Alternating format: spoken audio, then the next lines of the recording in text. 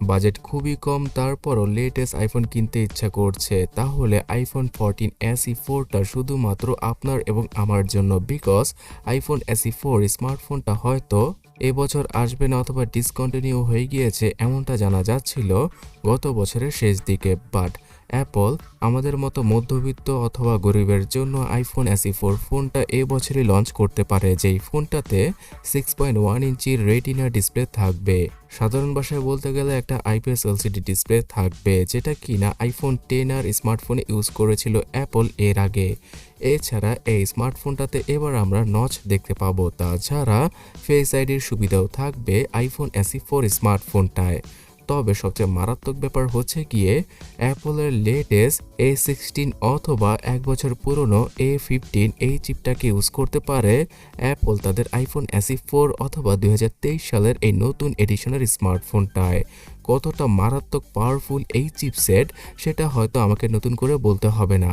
অ্যান্ড্রয়েডের মধ্যে এমন কোনো স্মার্টফোন নেই যেটা কিনা এই চিপসেটকে বিট করতে পারবে। A15 অথবা A16-এ তেমন বড় কোনো পার্থক্য নেই।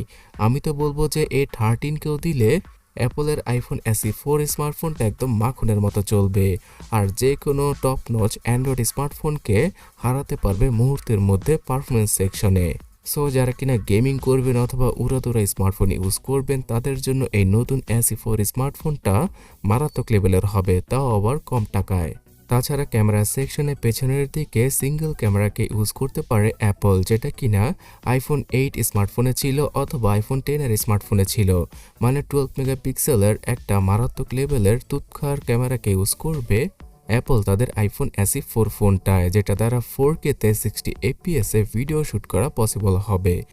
আর আইফোনের ভিডিওগ্রাফি নিয়ে হয়তো আমাকে কিছু বলতেই হবে না, চুপচাপ আপনারা যা বোঝার বুঝে গিয়েছেন।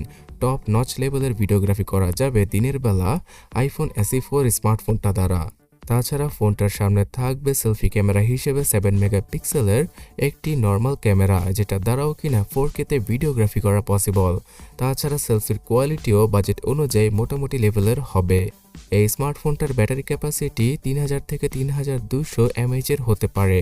অ্যাপল তাদের আইফোনের ব্যাটারি সম্পর্কে কখনই বলে না, বিকজ অপটিমাইজেশনের মাধ্যমে এই 3000 mAh ব্যাটারি থেকে অ্যান্ড্রয়েডের 4000 mAh ব্যাটারির মতো ব্যাটারি ব্যাকআপ পাওয়া পসিবল। তাছাড়া 10 ওয়াট থেকে 15 ওয়াটের ফাস্ট চার্জিং, মানে অ্যাপলের ভাষায় ফাস্ট চার্জিংকে ইউজ করতে পারে অ্যাপল তাদের আইফোন SE 4 2023 সালের এডিশনের স্মার্টফোনটায়।